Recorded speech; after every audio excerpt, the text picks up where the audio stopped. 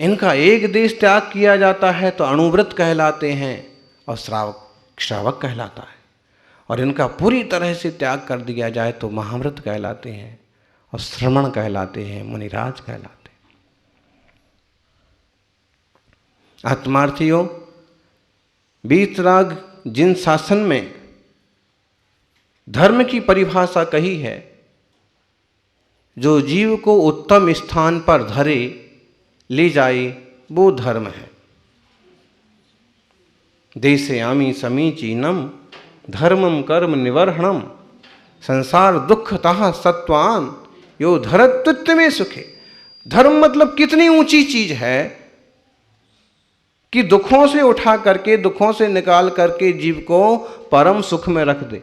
जिस धर्म का उपयोग आजकल लोग केवल पद पाने के लिए करते हैं, अध्यक्ष बन जाऊं वहां तक धर्म करना है, नाम हो जाए वहां तक धर्म करना है, वोटिंग लिस्ट में बहुत सारे लोग मेरे पक्ष में जुड़ जाएं वहां तक धर्म करना है, बस ये चुनाव जीत जाएं इसलिए धर्म का उपयोग करते हैं। ढेरों लोग करते हैं आजकल तो।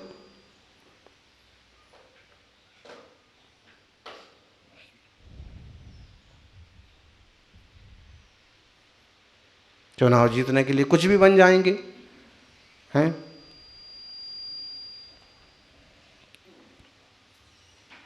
इसका धर्म के लिए, अथवा कमाई करने के लिए, रुपए कमाई हो रही है ना। कुछ लोग क्रिश्चियन बन रहे थे। क्यों? वहां जाते ही 10,000 रुपये महीने ऐसे मिल रहा था, बच्चों की पढ़ाई मुफ्त हो रही थी, घर मिल रहा था, चरखा और सरकार से भी अलग तरह की सुविधाएं मिल रही थी। लो, किस लिए धर्म?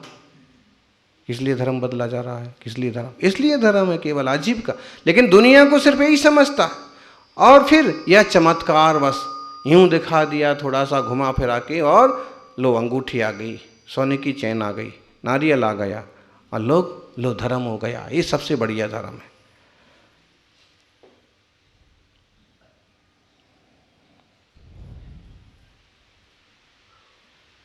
जी देखा जाए तो बाह्यात किस्म की चीजें हैं। धर्म है मूलतः आत्म शांति, आत्म निर्मलता, वीतरागता की उपलब्धता, जिससे आपकी निर्मलता, नैतिकता बढ़ती है, वो धर्म है। जो आपको दुखों से निकालने में समर्थ है वो धर्म है। वो समीचीन धर्म का उपदेश मैं करूंगा। आत्मानुशासन में गुणभद्र स्वामी कहते हैं, सर्वः प्रेप्सति सत्सुखाप्तिमचिरात् सा सर्वकर्मक्षयात् सद्वृत्ता सच तच्च बोधनियतम् सोऽप्यागमात् शाश्वतेः सा चाप्तात् सच सर्वदोषरहितो रागादयस्तेऽप्यतः तं युक्त्या सुविचार्य सर्वसुखदं सन्तः श्रियन्तु श्रिये। हे जीवो, सर्वः प्रेप्स्यति सत्सुखम, सुखाप्ति। सब चाहते हैं कि मुझे बहुत जल्दी अच्छा सुख हो जाए। आज एक समाचार पढ़ रहे थे, कुछ युवाओं ने एक सेठ के मुनीम को रुपए ले जाते हुए लूट लिया। सारे रुपए लूट लिए और भाग गए। थोड़ी देर में ही, 6-8 घंटे में ही पुलिस ने ढंग से कोशिश की और पकड़े गए। पुलिस चाहे ना तो गुत्थियां यूं चुटकियों में सुलझा दे, क्योंकि लगभग उन्हें मालूम होता है कि कहाँ घटना घटी है तो कौन लोग होंगे। वो आपने सुना होगा, अमेरिका में पुलिस ऑफिसर्स का सम्मेलन हुआ। सारे देश के शीर्ष ऑफिसर पहुंचे। डीजी कहिए,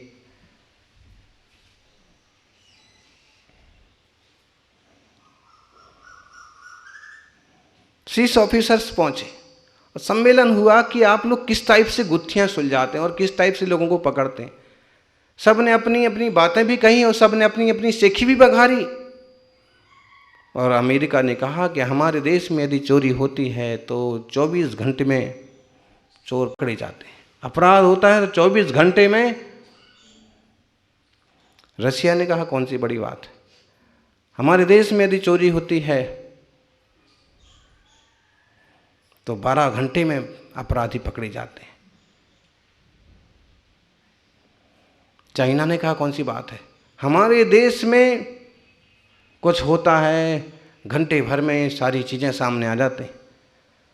भारतीय ऑफिसर की भी बारी आई, उसने कहा कि इसमें कौन सी बड़ी बात है, तुम्हें तो जब हो जाता है तब मालूम पड़ता है, हमें 24 घंटे पहले ही मालूम रहता है कहाँ क्या होने वाला है।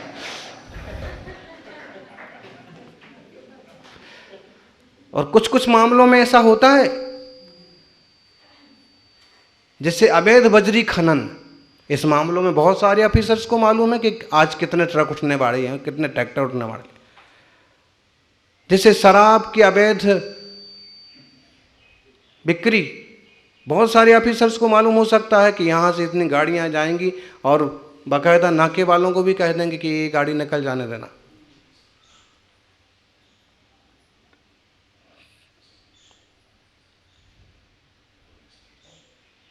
लेकिन वास्तव में इस तरह का नैतिक पतन अच्छी बात तो नहीं कहा जा सकता।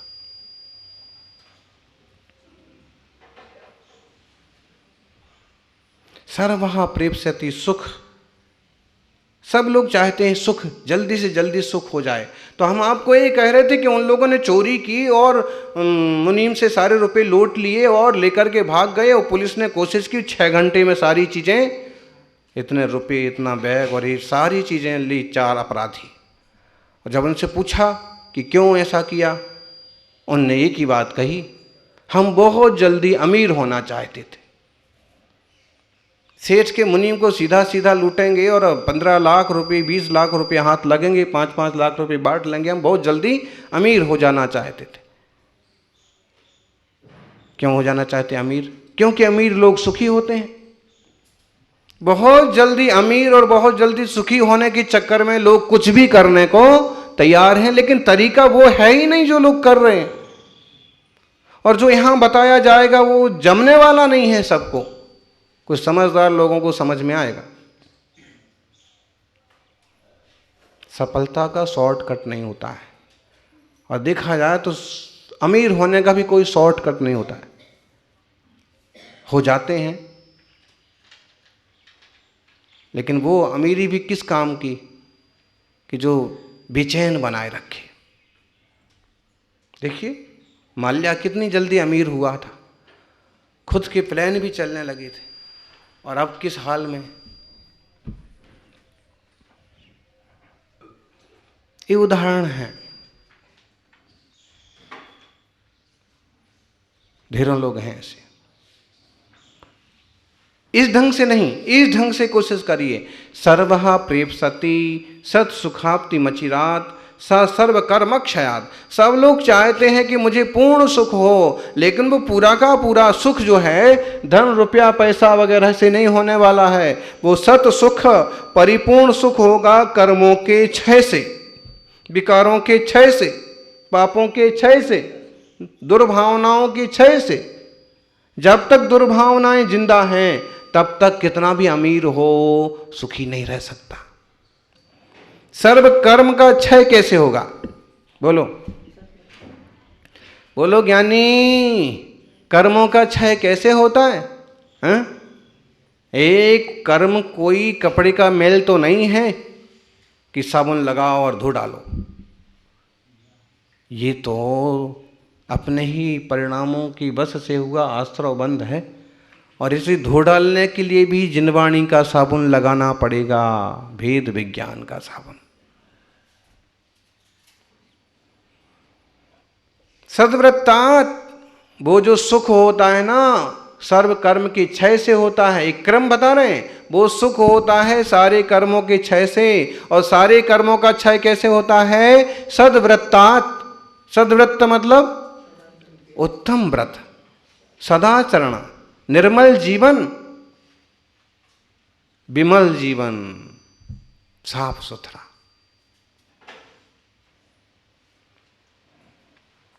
सद्वृत्ता साचा तत्व बोध नियतम। उस सद्वृत्त कैसे आता है, जीवन में सच्चाई कैसे आती है, निर्मलता कैसे आती है, उसके लिए बताया तच्च बोध नियतम। तत्व बोध से आती है निर्मलता। तत्व बोध हो गया तो जीवन सात्विक सहज रूप से बन जाता है। तत्व बोध हो गया, स्वरूप बोध हो गया, जीव अजीव आश्रव बंध संबंध नजरा मोक्ष का विवेक हो गया, आश्रव बंध समझ में आ गया, तो जीवन में निर्मलता, सहजता, शांति का उदय जरूर हो जाता है। आत्मार्थी हो तत्वबोध, सच तत्वबोध, वो तत्वबोध नियतम। फिर तत्वबोध कैसे होता है, बोलो, एक एक से बता रहे हैं, लिंक से लिंक जुड़ी हुई है। तत्वबोध कैसे होता है? सोप्यागमात, आगम से होता है। तत्वबोध होता है जिनवाणी के स्वाध्याय से, शास्त्रों के पठन से, समय सार जी, मूलाचार जी, तत्वार्थ सूत्र, श्रावकाचार जैसे ग्रंथों के पारायण से, इनको समझने से तत्वबोध होता है। तत्वबोध कैसे होता है? आगम से होता है। आगम कैसे होता है? सश्रुते, आगम श्रुत ज्ञान में से निकलता है। किस में से निकला आगम? भाई श्रुत ज्ञान में से तो निकला ना, द्वादशांग श्रुत ज्ञान में से। भगवान केवल ज्ञान के बल पर जो बोलते हैं वो सब आगम हो गया, और वो जिनवाणी हो गई, और उस जिनवाणी में से ही आगम निकला, श्रुत में से। कहाँ से निकला आगम? श्रुत में से, द्वादशांग श्रुत में से। और वो श्रुत कहाँ से निकलता है, कहाँ से आया श्रुत ज्ञान? साचाप्तात, साचा आपतात। श्रुत ज्ञान कहाँ से आता है माता जी? आपतात, आप्त से आता है। आप्त किसे कहते हैं? सर्वज्ञ वीतरागी हितोपदेशी परम पवित्र आत्मा को, अरहंत परमात्मा को आप्त कहते हैं, जो अपने आप में परिपूर्ण है, निर्मल है, शुद्ध। श्रुत ज्ञान कहाँ से आया? आप्त से आया। साचाता, आपतात। और श्रुत ज्ञान आया आप्त से। और आप्त कैसे होना चाहिए? अरे गहरे नत्थु खैरे जैसे जिसने कह दिया और आपने मान लिया, ऐसा नहीं है। सम्यक ज्ञानी विवेकवान सम्यक दृष्टि जीव जिस चाय की बात नहीं मानता है, बोलता है जिनवाणी का प्रमाण दिखाओ, शास्त्र का प्रमाण दिखाओ। और शास्त्र वह है, श्रुत वह है जिसे आप्त ने कहा है। और आप्त रागी द्वेषी मोही नहीं होता है। कैसा होता है? सर्व दोष रहितो। भगवान कैसे होता है? सर्व दोषों से रहित होते, कोई दोष नहीं।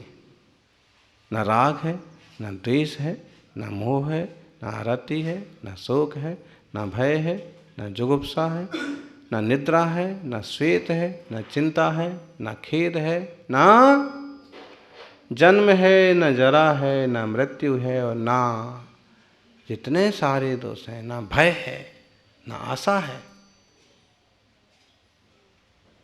18 दोषों से रहित। चौहतन्न भीरु रोसो, रागो दोषो जरा रुजा मिच्चू, सेदो खेद मदो रई, बिम्मे निद्दा जनिभ्यो। नियम सार की 6वीं गाथा। 18 दोष कुछ भी नहीं है। जिनमें राग द्वेष मोह आदि होंगे वो सच्ची बात नहीं कह सकते हैं। दुनिया में भी कोई भी शास्त्र हों, कितने बड़े हों, कितने पुराने हों, रागी द्वेषियों ने कहे हैं तो कहीं ना कहीं अपने मान सम्मान का पुट तो उसमें रहेगा। और सबसे खास बात कि मैं ही सब कुछ करता हूँ, मेरे हिसाब से चलोगे तो तुम्हारा भला होगा। सर्वज्ञ वाणी में ये नहीं आएगा। सर्वज्ञ वाणी में सिर्फ वस्तु व्यवस्था, क्या स्वरूप है किसका, और तुम्हारा भला कैसे होगा, वो तुम्हारे ही कारण से होगा।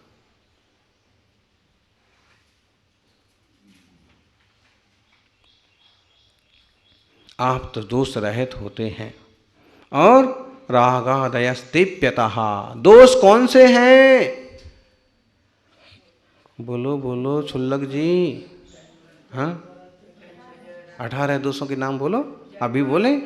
क्षः तर्ण भीरु रोषो रागो दोषो जरा रुजा मिच्चू सेदो खेद मदो रई विम्य निद्धा जणुव्यो।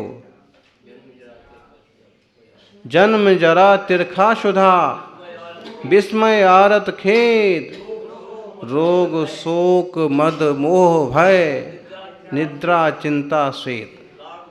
राग द्वेष मद मोह जुत ए अष्टादश दोष नाही होत अरहंत के सो छवि लागत मोस।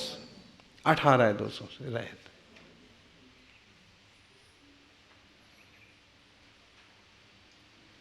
इससे एक बात तो ध्यान में आ ही जाना चाहिए पक्का कि जिनमें ये दोष हैं वो भगवान नहीं हैं, और जिनमें ये दोष नहीं हैं वो भगवान है, और उनके द्वारा कहा हुआ मार्ग ही जीव का कल्याण कर सकता है।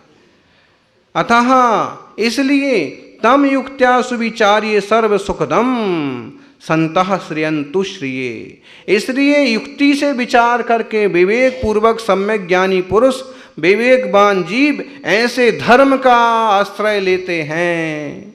कैसे धर्म का आश्रय लेते? पूरा एक चक्र बता दिया कि तुम सुख चाहते हो, सुख होता है सर्व कर्म के क्षय से, सब कर्म का क्षय होता है अच्छे चारित्र से, अच्छा चारित्र होता है तत्वबोध से, तत्वबोध होता है आगम से, आगम होता है श्रुत ज्ञान से, श्रुत ज्ञान होता है आप्त से, आप्त होते हैं सर्व दोष से रहित। इसलिए ऐसे वीतरागी देव शास्त्र गुरु के स्वरूप को समझ करके उसका ही आश्रय करोगे तो तुम्हारा कल्याण होगा।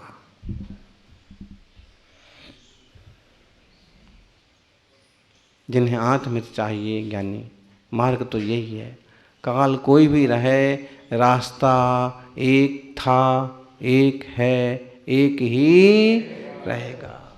एक होए तृण काल मां परमारथ नो पंथ। अब इतने सारे फैशन परस्ती के माहौल में किसी को जमे ना जमे, समझे ना समझे, लेकिन भाई यही मार्ग है।